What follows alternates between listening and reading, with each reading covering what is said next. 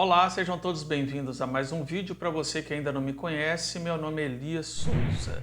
Sejam todos bem-vindos aqui neste canal. Este canal é nosso para que nós possamos aqui juntos trocar ideias, conversar sobre saúde emocional. Se você não é inscrito aqui nesse canal, se inscreva, deixe seu like. Se quiser, deixe seu comentário sugerindo novos temas para serem abordados aqui. O tema de hoje é pavor nas escolas. Quer saber mais? Então, vem comigo. Eu quero começar esse vídeo dizendo para você alguns pontos. Primeiro, muitas pessoas até me pediram: Elias, fala sobre o que aconteceu lá em Blumenau, em outras escolas. Eu não quero me ater muito a este tema, porque a mídia já falou demais. Se você pesquisar aí já tem muita coisa. Este vídeo, na verdade, é um alerta aos pais e também um alerta aos filhos.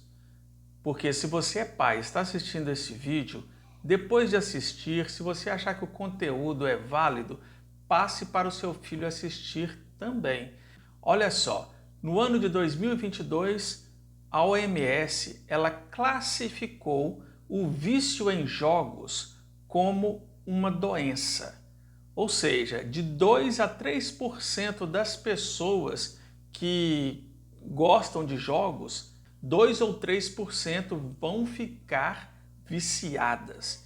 Todo vício é ruim, é danoso para nós. É claro que nós não estamos falando aqui de danos mentais, neurológicos, porque tem um pessoal aí que tem falado alguma coisa assim nesse sentido, mas nada ainda foi assim muito comprovado.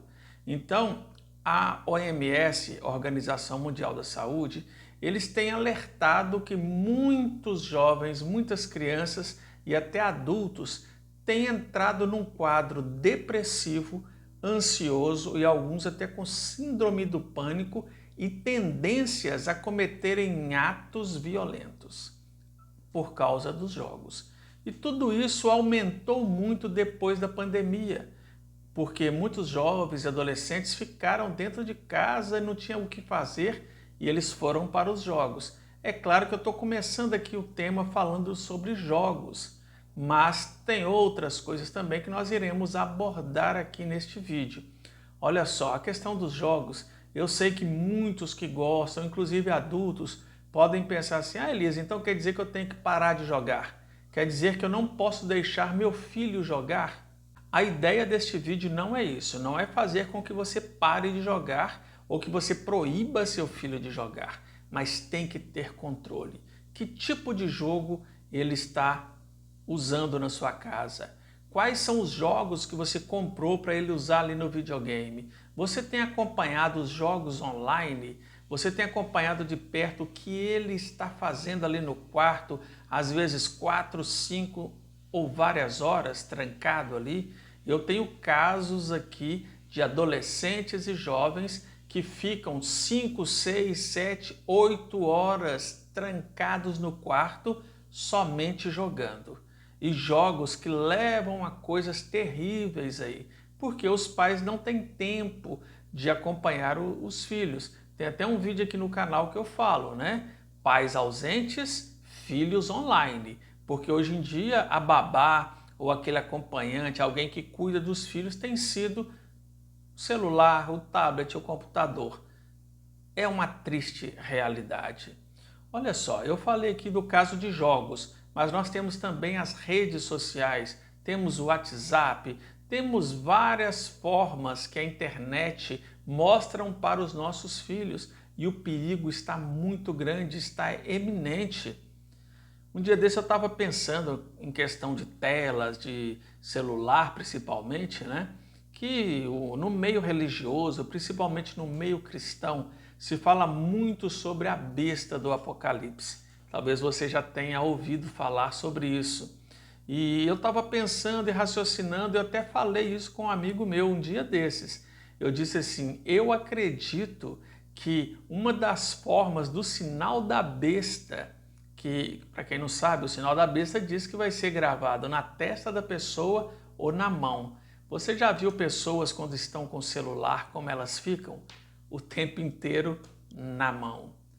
E quando você pega o celular assim, ele reflete aqui na sua testa. A luz do celular reflete na testa. Eu sei que você que é estudante aí da Bíblia, é cristão, está falando, calma Elias, você está exagerando, não tem nada a ver uma coisa com a outra. É claro que eu sei que não tem.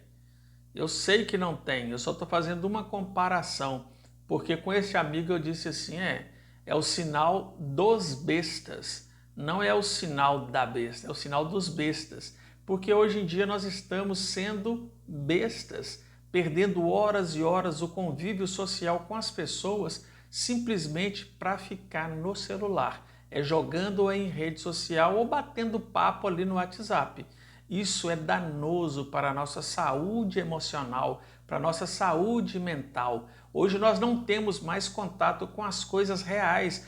Tudo é virtual, virtual, virtual. Tem muitas pessoas que já têm sinais no dedo. De tanto segurar o celular, por exemplo, assim, essa parte do dedo está afundando. Aí quando elas soltam o celular, tem aqui um fundinho no dedo. Outras já estão ficando com problemas aí no pescoço, de tanto ficar abaixado olhando para o celular. Isso sem contar as coisas belas da vida que nós estamos perdendo por causa das telas. Mas o assunto deste vídeo é falar sobre esse pavor que está aí nas escolas. E eu quero contar uma breve historinha para vocês de quando eu comecei a frequentar a escola. Eu estava com meus 5 para 6 anos. E eu estudava numa escolinha, eu acho que era jardim de infância, eu não me lembro muito bem. Eu sei que era na instituição São Vicente de Paula, que eles faziam esse trabalho, um trabalho maravilhoso. E eu comecei a estudar ali, onde tinha muitas crianças carentes. E um dia, lá numa aula à tarde, entrou uma pessoa totalmente desnorteada, cheia de psicose, ameaçando acabar com todos que estavam ali dentro da sala de aula e dentro daquela escola. Eu saí correndo com mais ou menos 5 amigos e nós entramos dentro de uma sala e dentro dessa sala tinha uma janela e essa janela estava aberta, não tinha vidraça, não tinha nada. E nós tivemos a ideia de pular essa janela para poder nos livrar deste homem que estava totalmente perturbado. Você ouvia crianças gritando, as professoras apavoradas. Foi uma cena que eu não gosto nem de lembrar. E o que eu fiz? Eu tive a ideia de fazer assim com as mãos, porque nós, como éramos crianças pequenas, não conseguíamos alcançar a janela. E essas crianças colocavam o pezinho aqui nas minhas mãos e eu empurrava com força e elas pegavam e pulavam para o outro lado. Só que eu fiquei sozinho, eu não tinha ninguém para fazer isso aqui para mim. E eu fiquei em pânico, muito apavorado com aquela situação. E eu começava a pensar assim, tomara que ele não entre aqui, tomara que ele não me encontre. Eu estou contando essa história para vocês porque no final depois, uma das professoras, uma heroína, pegou um pedaço de pau lá e colocou ele para correr. Mas o pânico que eu vivi, o pânico que aquelas crianças e aquelas professoras viveram é imensurável. Esses fatos que aconteceram recentemente, eles dilaceram o coração. Eu tenho um filho de 6 anos. Ultimamente eu tenho deixado ele na escola com o coração apertado, porque a gente não sabe o que pode acontecer. É triste, é lamentável. Eu até orientei meu filho, se acontecer algo, você se esconde, faz isso. Eu passei orientações para ele, porque eu não vejo outra saída a não ser orientar. E eu sei que você que é pai, você que é mãe, você deve estar apavorado e com tantos acontecimentos. Mas eu quero me dirigir também aos pais que têm filhos que estão muito calados, escondidos no quarto. Você não sabe quais os acessos que eles estão fazendo, quais são as associações que eles estão fazendo com pessoas até desconhecidas. Jogos que incentivam eles a invadir escolas e cometerem essas atrocidades. Pais, acompanhe seus filhos. Talvez o seu filho ele sofreu um bullying. Eu não estou dizendo que isto é a justificativa para cometer uma atrocidade dessa, mas tem muitos jovens que eles cometem isso devido à depressão que eles sentem por sofrer bullying na escola. São humilhados, xingados, E às vezes os pais nem sabem disso. Então observe o comportamento dos seus filhos. Se eles começarem a agir diferente, sente, converse com seu filho. O que mais tem faltado nas casas, nos lares, é diálogo dos pais com os filhos. Aí os pais chegam e falam para mim assim: Elisa, eu tento conversar, mas ele não quer me ouvir. Como você está conversando com seu filho? Como você tem chamado o seu filho para conversar? É com um tom ríspido, aquele tom de autoridade, ou você tem tido mais amor, tentado compreender a fase que ele está vivendo? Procure chegar mais perto do seu filho. Eu sei que você que é pai aí, você que é mãe, talvez você tenha se colocado no lugar daqueles pais que perderam os filhos, mas se coloque também no lugar dos pais em que os filhos cometeram esses atos. E pode ser o seu filho amanhã a cometer esse ato e você tem uma coparticipação.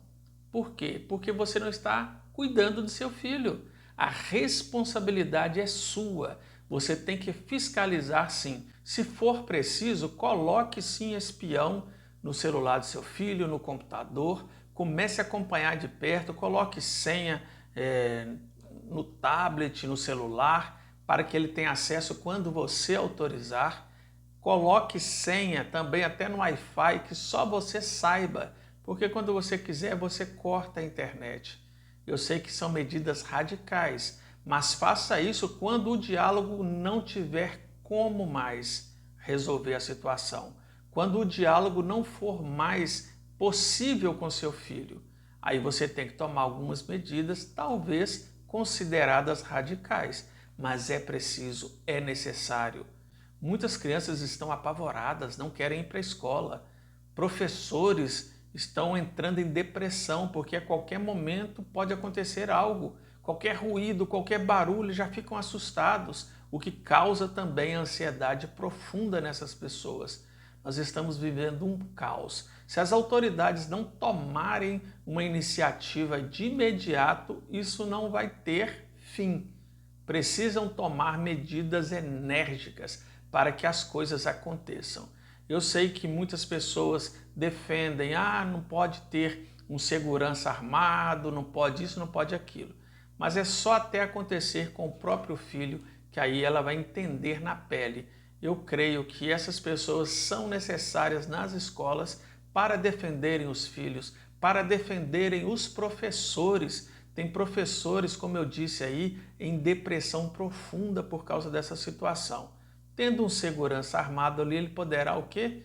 Ajudar e dar uma tranquilidade a essas pessoas. Mas eu não quero entrar nesse mérito, porque a função e a ideia deste canal é falar sobre o emocional. Tem muitas crianças, entendam, seus filhos podem estar entrando aí em uma ansiedade devido ao medo, porque a ansiedade é o acúmulo de medos e o medo do futuro, do que vai acontecer dentro da escola. A escola é um ambiente que deveria de ser a nossa segunda casa, mas muitos não querem ir para essa segunda casa de pavor. Então, cuide do seu filho, cuide do que ele está fazendo dentro de casa. Eu estou me direcionando muito a essa situação das redes sociais, da internet em geral, né? Do chats aí como o WhatsApp, o Telegram, isso não importa. Você que é pai, entenda, você tem autoridade sobre os seus filhos. Enquanto eles estão debaixo do seu teto, eles têm que prestar respeito a você. E esse respeito começa quando eles te obedecem, quando eles permitem que você saiba o que eles estão fazendo. Mostre a sua autoridade de pai. Se você não quer ter o seu filho preso, o seu filho acusado de coisas bárbaras aí nas escolas. Pais, cuidem dos seus filhos. Protejam os seus filhos. É o mínimo que você pode fazer para o seu filho agora, nesse momento. Nós precisamos sair desse pavor, ou a sociedade vai ficar toda doente de ansiedade, depressão, síndrome do pânico. E eu tenho certeza que não é isso que você quer.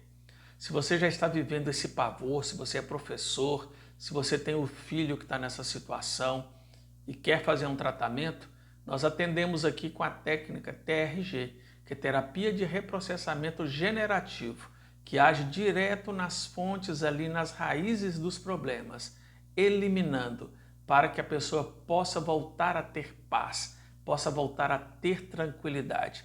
Mas é claro que isso envolve vários fatores. Segurança na escola, uma boa vigilância dentro de casa do que os seus filhos estão assistindo, do que eles estão consumindo, porque às vezes o que eles estão precisando é do seu amor, do seu carinho, do seu afeto. Eu estava conversando um dia desse com um garoto que me disse que os pais o levaram para passear no shopping. Chegou lá no shopping, o pai e a mãe pegaram esse garoto, ele tem 12 anos, jogaram ele dentro daquelas salas ali, daquele espaço onde tem jogos. Os pais reclamam que ele fica o tempo inteiro nos jogos. Quando vão passear com o garoto, colocam ele para jogar. Entendem? Você não pode querer achar que o seu filho é um fardo para você e querer se livrar das responsabilidades. Assuma seu papel de pai, assuma seu papel de mãe e nós teremos uma sociedade mais saudável. Espero ter lhe ajudado com esse vídeo. Um forte abraço.